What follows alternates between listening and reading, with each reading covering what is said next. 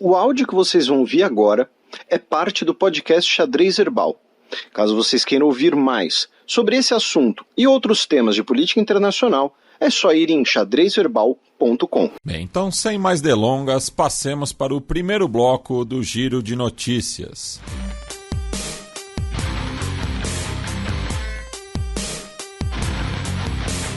Giro de Notícias.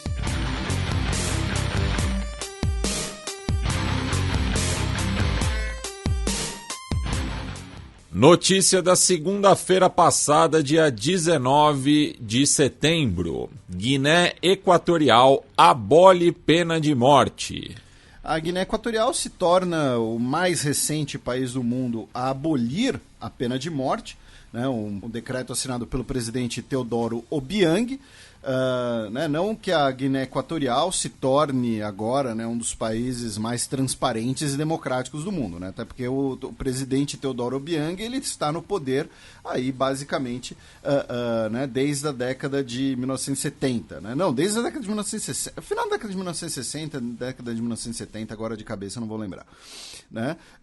Mas Guiné Equatorial, então... Capaz de ser o chefe de Estado há mais tempo no cargo, agora que a Elizabeth passou.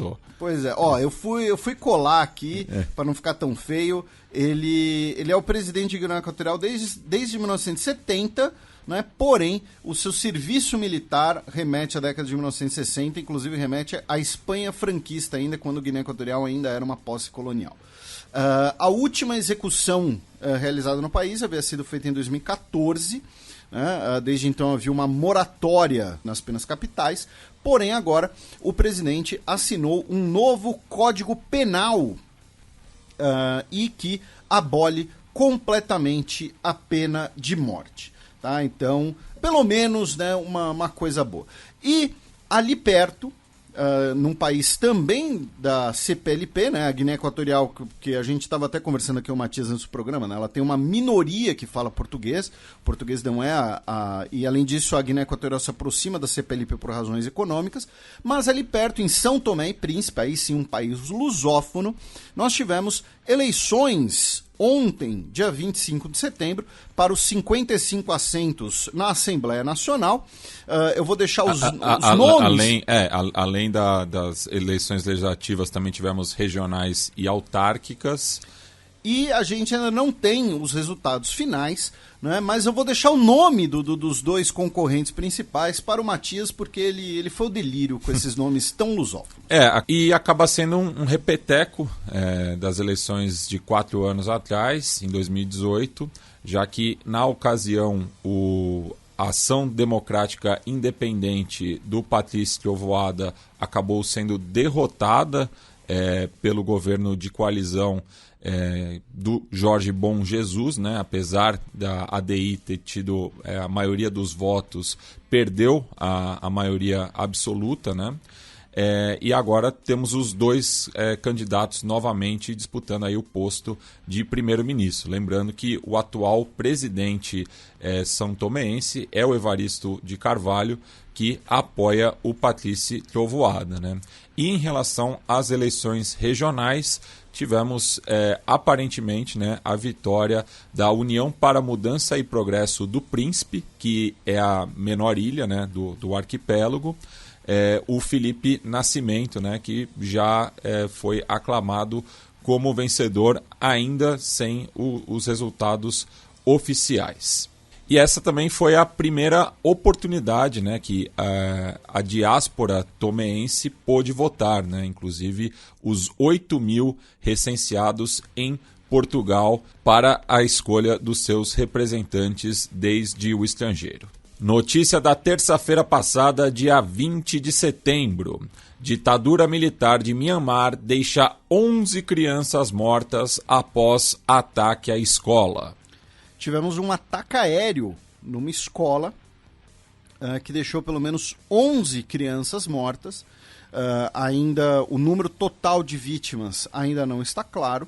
E o episódio, obviamente, gerou repercussões negativas em países da região. Países que estavam num caminho até de normalizar as suas relações com a ditadura militar de Mianmar. O ataque foi, inclusive, tema de uma nota, né, das Nações Unidas, de uma das agências das Nações Unidas, melhor dizendo, da Unicef. E, segundo o governo militar de Mianmar, o governo da Unidade Nacional, que é hoje a principal representação civil de oposição à ditadura, composta, o governo de unidade nacional é composto por políticos, né, que foram retirados dos seus cargos após o golpe militar. Segundo o governo militar, a oposição estaria usando a escola como escudo, tá? E realizou o ataque aéreo. Eu acho o seguinte, mesmo se você considerar, eles estão usando como escudo, você sabe que tem crianças ali, você não realiza um ataque aéreo. E aí, o ministro de Relações Exteriores da Malásia e também o ministro de Relações Exteriores do Vietnã, né, 2 países da ASEAN, né, Associação de Nações do Sudeste Asiático, condenaram o episódio, dizendo que é necessário que a ditadura militar decida, né, se mantém presa ao plano de 5 pontos, né, para encerrar a violência no país. Tá? Então, mais um episódio lamentável vindo de Mianmar. Acho que é um país que, assim, dos países que a gente mais falou nos últimos anos, acho que é um país que raramente a gente deu uma notícia positiva sobre Mianmar. Né? Então, tá aí mais uma.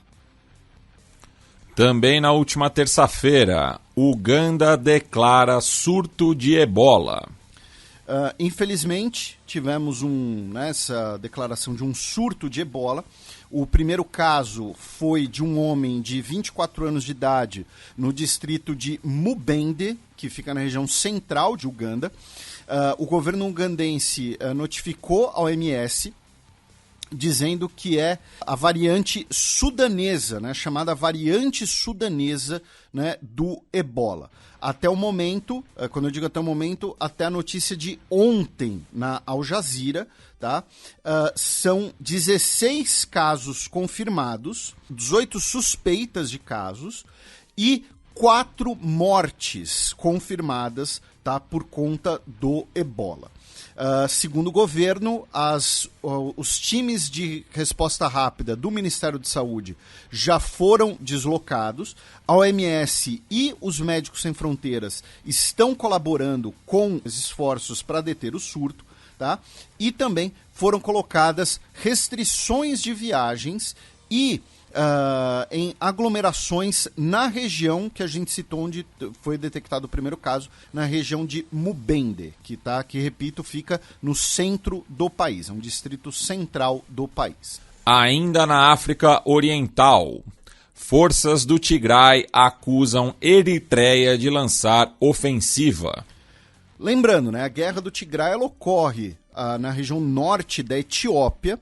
Porém, desde o início do conflito, Etiópia e Eritreia têm cooperado nas suas operações contra as forças Tigray, né, ou Tigré, se preferir.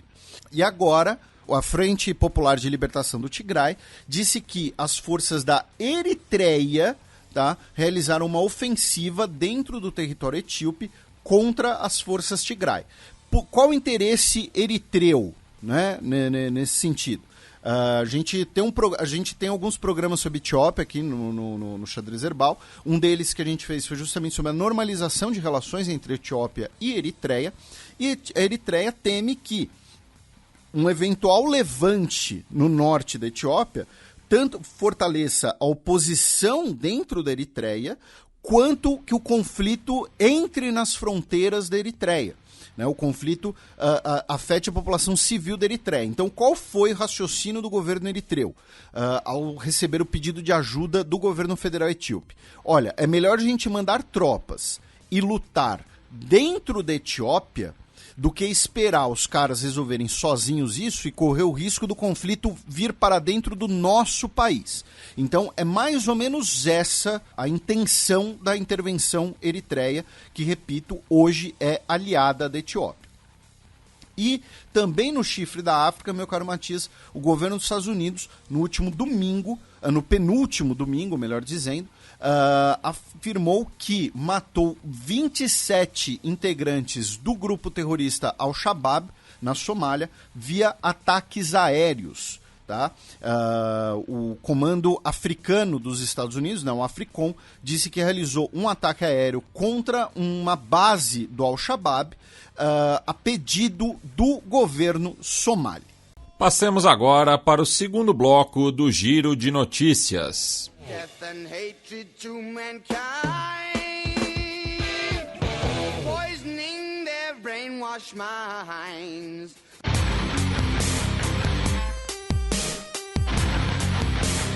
Giro de Notícias.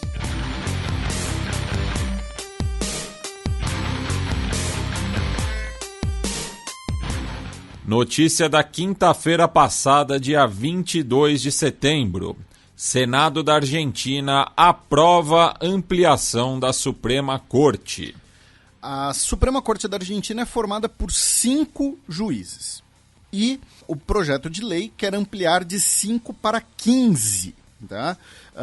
A iniciativa é do peronismo kirchnerista, digamos assim, e é apoiada pelo presidente Alberto Fernandes. Foi aprovado com 36 votos a favor e 33 contra.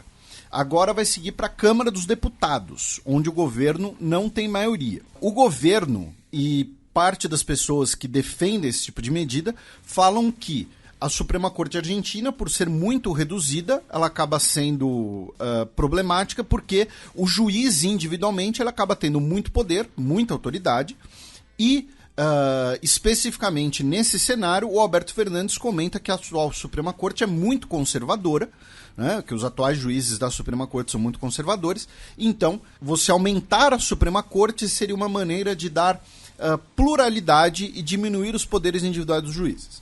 Já os críticos da medida, os críticos mais perenes da medida, dizem principalmente que ela vai acarretar em muitos custos, mas especificamente no cenário atual, falam que a medida de aumentar o número de magistrados é proteger a Cristina Kirchner, né, já que ela responde por diversas suspeitas de corrupção. Então, vejam que tem duas discussões na Argentina. Tem a discussão mais perene sobre o tamanho da Suprema Corte e tem a discussão mais imediatista, que é especificamente em relação a Cristina Kirchner. Mas se aprovarem, o governo não tem maioria na Câmara dos Deputados, é bom deixar isso claro, se aprovarem, como é que vai ser esse processo de nomeação? Dificilmente vai ser que o Alberto Fernandes vai nomear 10 brothers dele, 10 parça dele, sei lá, o Alberto Fernandes toca violão, né? Então, 10 amigos de rodinha de violão dele, vai indicar lá o filho do Almir Sater, da novela, para ser juiz e pronto, vai ser aprovado. Não, muito provavelmente para você nomear 10 juízes, né, de uma vez, e precisando da aprovação do legislativo, seria um processo negociado, imagino eu. Mas a principal crítica a esse processo hoje é que seria uma maneira de proteger a Cristina Kirchner, né? Seria uma maneira de diluir as acusações sobre ela, usando o mesmo termo que eu usei antes. Seguimos na nossa quebrada latino-americana também na quinta-feira passada, já que foram registrados pelo menos 2 mortos no México após o segundo terremoto em uma semana. Nós tivemos, infelizmente, né, no dia 19 de setembro, né, esse terremoto de 7.7 na escala Richter. E aí, no dia 22 de setembro, nós tivemos um outro terremoto de 6.8, que muito provavelmente foi reflexo do primeiro. Tá? No total, nós tivemos 2 pessoas mortas, 35 pessoas feridas. E é curioso, né? Curioso até macabro, assim, que o terremoto, meu caro Matias, ele ocorreu no aniversário do famoso terremoto de 1985, né? O primeiro deles, no dia 19 de setembro, que deixou mais de 10 mil pessoas mortas, né? E quase inviabilizou a realização da Copa do Mundo no ano seguinte. Isso. Então, foi bem no aniversário e infelizmente tivemos 2 pessoas mortas, além das 35 pessoas feridas. Outra notícia envolvendo o México é que o governo mexicano solicitou ao governo israelense que extradite, tá, o ex-líder da Agência de Investigação Criminal, o ex-comandante da Agência de Investigação Criminal Mexicana, o Thomas Zeron, que é procurado pelo caso dos 43 estudantes desaparecidos em 2014 e que reside em Israel pelo menos nos últimos 2 anos. Tá? Várias pessoas, centenas de pessoas realizaram uma manifestação no último dia 22 de setembro na frente da Embaixada Israelense na Cidade do México, tá? Com fotografias dos estudantes desaparecidos, afirmando que Israel estaria protegendo o Thomas Zeron. Já o embaixador israelense no México, o Ziv Vital, criticou a manifestação, dizendo que os muros da embaixada foram pichados, que foram pichados inclusive com frases antissemitas e anti-Israel que não têm ligação com o caso, dizendo que Israel é um Estado de direito que precisa cumprir as suas obrigações internacionais enquanto examina o pedido mexicano. Tá? Mesmo que seja um pedido em relação a um caso que esteja ligado com uma ferida aberta na opinião pública mexicana, segundo o embaixador israelense no México. Tá? Eu não achei a informação se o Thomas Zeron ele é um cidadão israelense, né? Ou se ele apenas reside em Israel, ou se ele passou por um processo de nacionalização, não sei se ele é de origem judaica, então isso talvez possa influenciar no caso, no pedido de extradição. Notícia da sexta-feira passada, dia 23 de setembro. Tribo Maori garante compensação histórica por atrocidades coloniais. A tribo Ingati Maniapoto Iwi, no caso, é uma tribo da Ilha do Norte, né, da Nova Zelândia, que tem 2 ilhas principais, e nós tivemos um acordo entre a tribo e o governo de Wellington, em que o governo neozelandês emitiu um pedido oficial de desculpas, tá?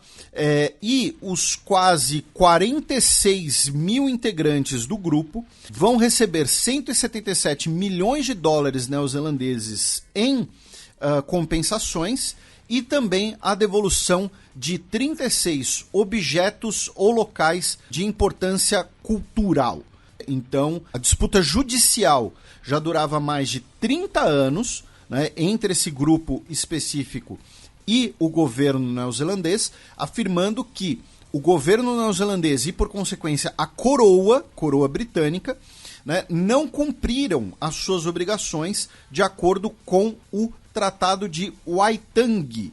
Né? O Tratado de Waitangi, que é o tratado que foi um acordo assinado em 1840 entre as autoridades britânicas e os grupos Maori da Ilha do Norte, em que os britânicos reconheceriam, né, supostamente reconheceriam, diversas autonomias e diversos elementos, inclusive propriedades, né, dos Maori, porém que nunca teria sido cumprido de forma adequada. Então agora, baseado nesse acordo, que nós tivemos essas compensações.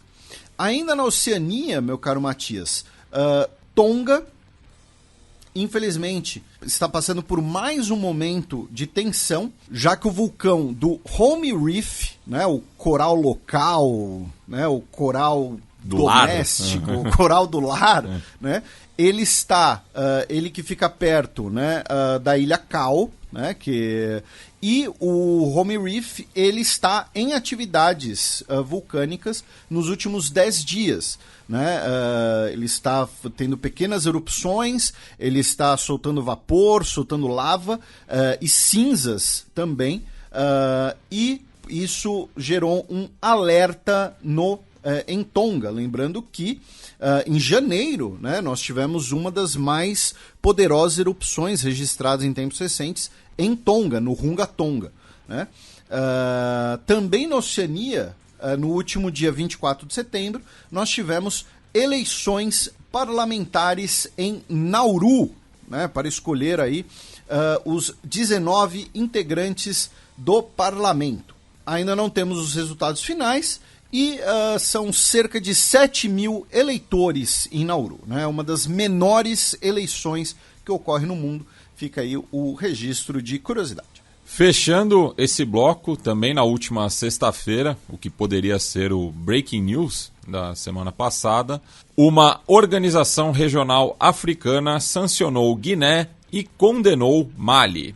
A Comunidade Econômica dos Estados da África Ocidental, né, ela anunciou mais sanções contra o governo militar de Guiné, depois que o governo não apresentou o seu cronograma de transição à democracia.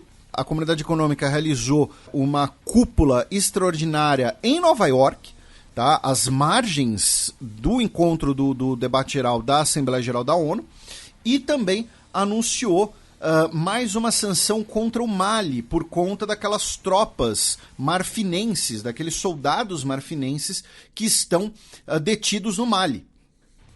Tá? Recapitulando, né? O Mali quer suspender as operações militares feitas sob bandeira da ONU e está impedindo a rotatividade da tropa. Então, os soldados marfinenses que chegaram foram detidos por supostamente entrarem ilegalmente no país armados. E alguns foram libertados, porém, algumas dezenas de soldados marfinenses estão detidos pelas autoridades do Mali. As autoridades militares pós-golpe militar do Mali. Né?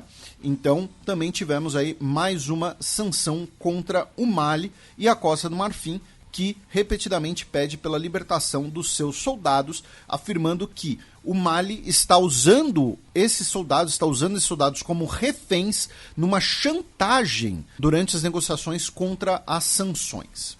Passemos agora para o terceiro e último bloco do Giro de Notícias.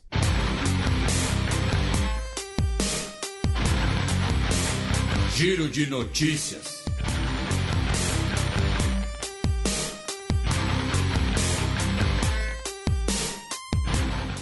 Três notícias de ontem, domingo, dia 25 de setembro. Suíça realiza 4 referendos.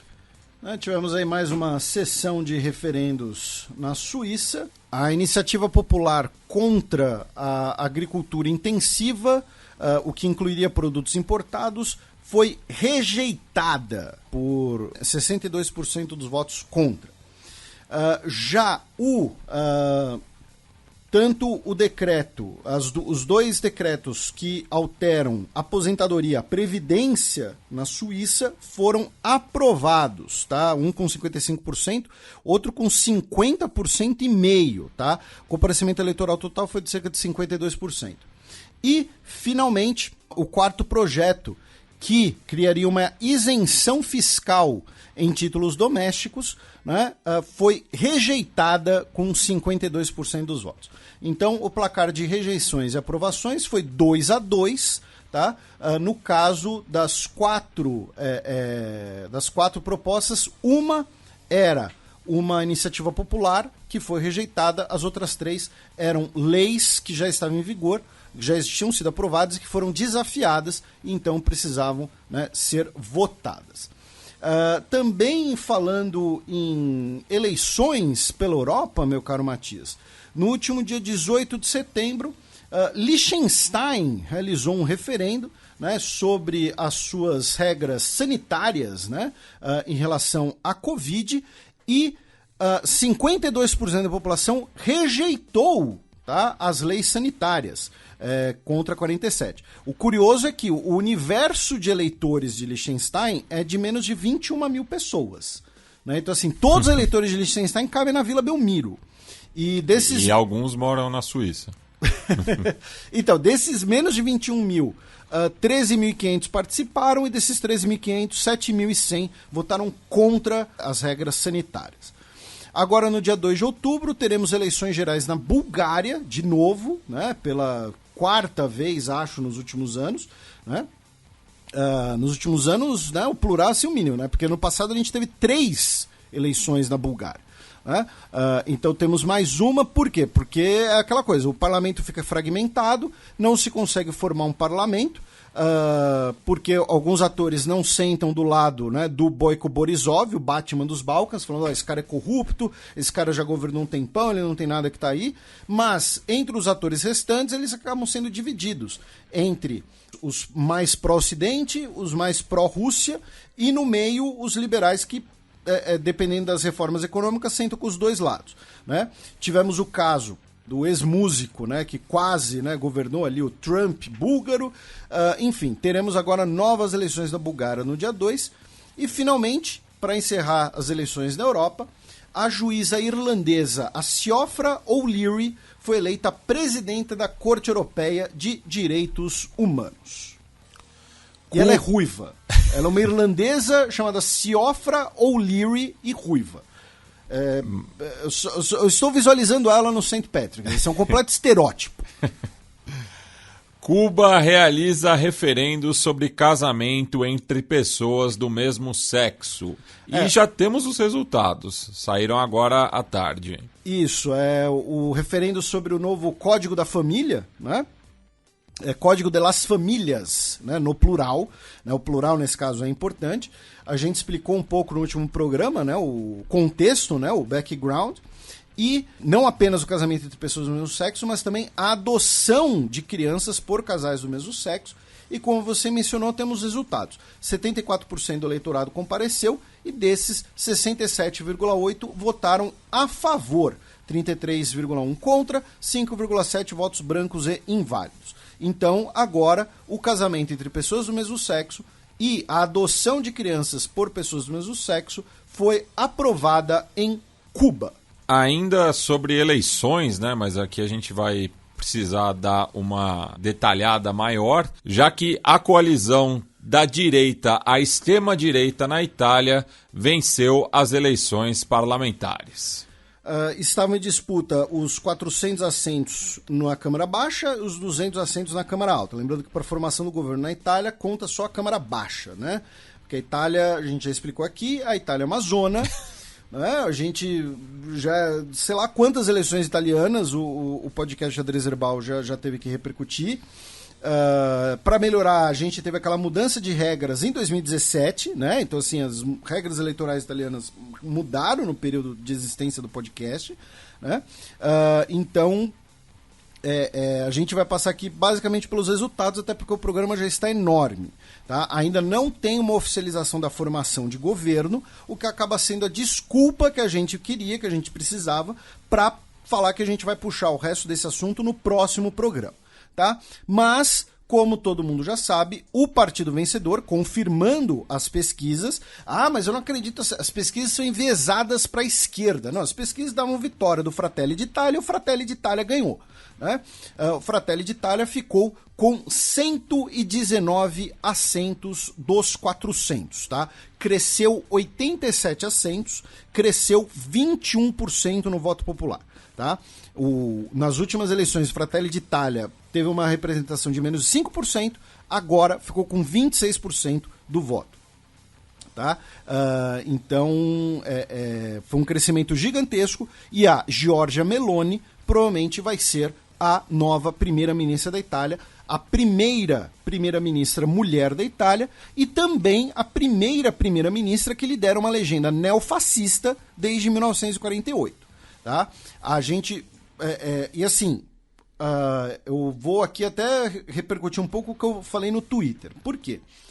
Porque nos últimos anos, com uma certa razão, tem uma discussão válida sobre se o termo fascista teria sido banalizado ou não. Né? Aquela coisa, todo mundo é fascista, todo mundo que eu não gosto é nazista, né?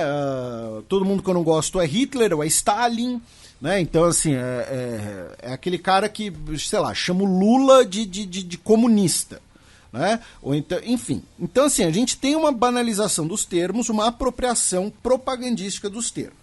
Então, tem, sim, uma discussão válida sobre se o termo fascista foi banalizado ou não e o que é fascismo. Nesse sentido, tem lá um Nerdologia sobre o que é fascismo, que eu recomendo que assistam e que assistam mais de uma vez, tá? Assistam uma vez prestando atenção na locução e outra vez assistam prestando atenção nas imagens, né? na tela. Então, nós temos na Itália a vitória do Fratelli d'Italia, né? Os irmãos da Itália. E o Fratelli d'Italia, ele não precisa de pudor para ser classificado como um partido neofascista.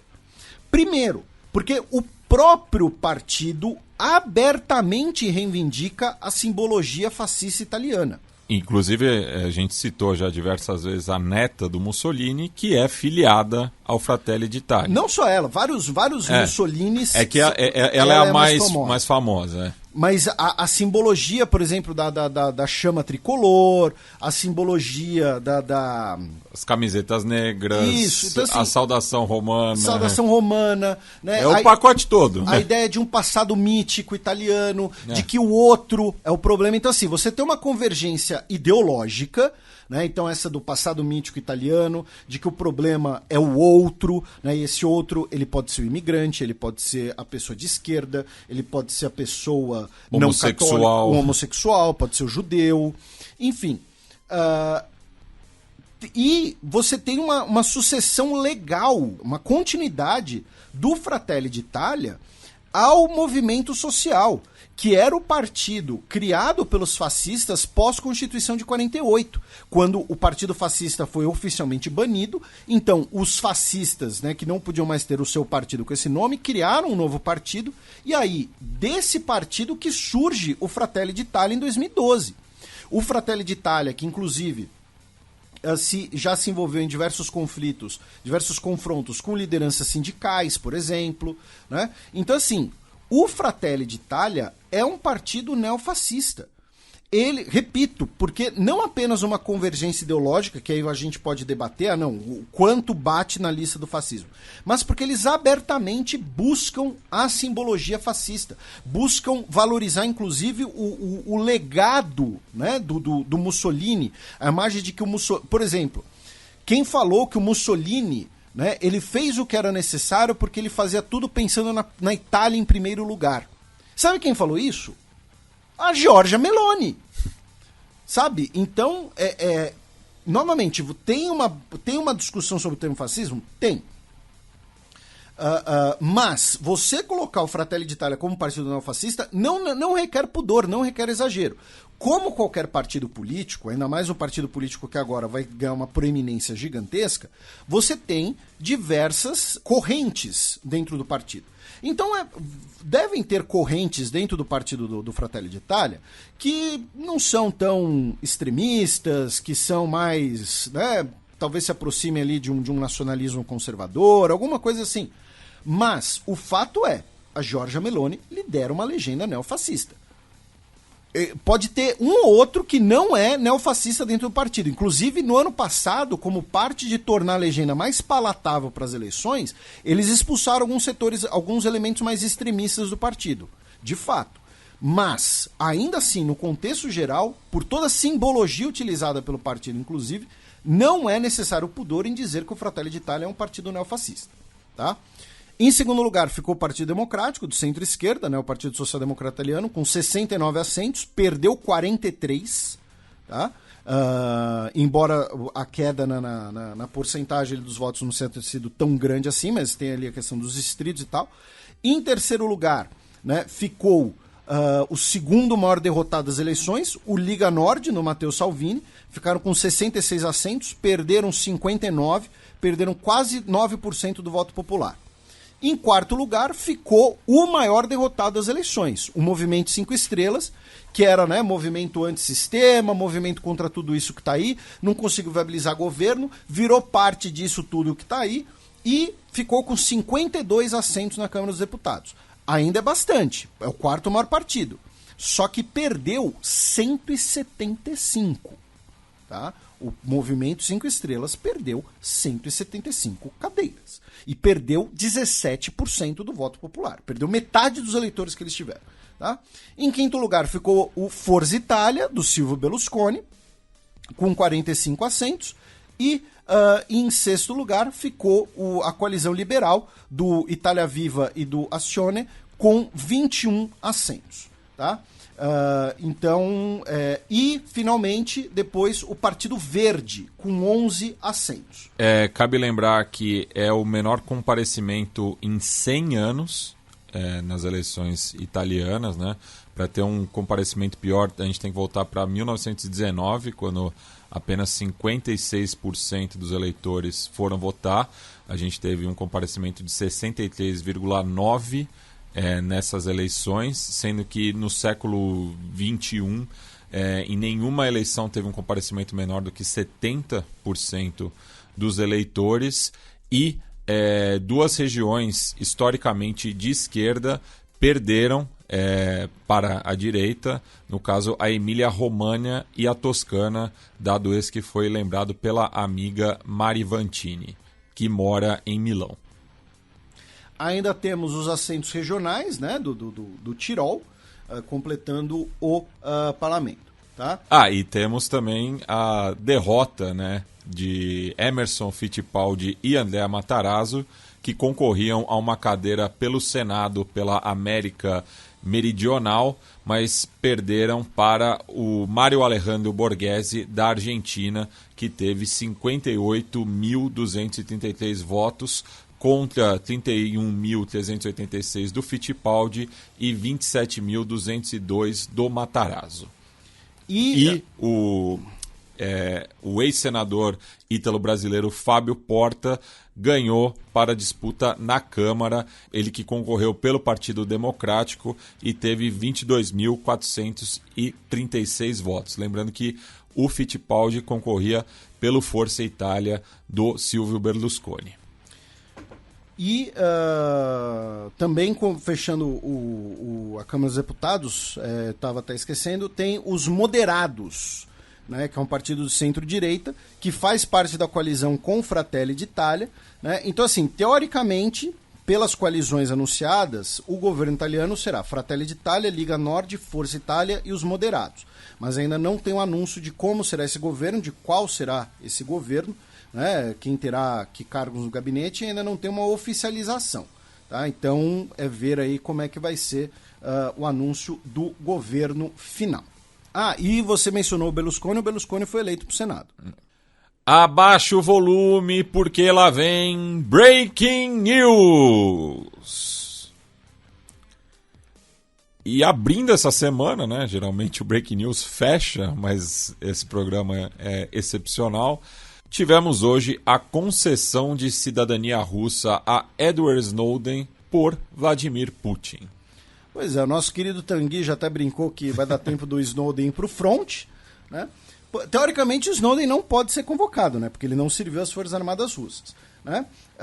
Mas nós tivemos um decreto, né, publicado no site da presidência russa hoje, segunda-feira, em que 75 estrangeiros receberam a nacionalidade russa. Tá? Um deles é o Snowden, que é um cidadão de origem dos Estados Unidos, tem 39 anos de idade, e ele recebeu residência permanente em 2020. Né? Ele que é mais conhecido por ter delatado, né, ter vazado o escândalo de espionagem da população dos Estados Unidos pela NSA. Né? E aí nós temos o documentário, temos o filme sobre ele e tal. Tem as pessoas que dizem que ele é um traidor, que ele comprometeu vidas, né, de agentes dos Estados Unidos e que ao ir para a Rússia, na verdade, ele estaria cooperando, né, com as autoridades russas contra os Estados Unidos. Né? Então, agora ele recebeu nacionalidade da Rússia, e isso provavelmente influencia algum eventual pedido de extradição, alguma coisa assim em relação ao sistema jurídico dos Estados Unidos.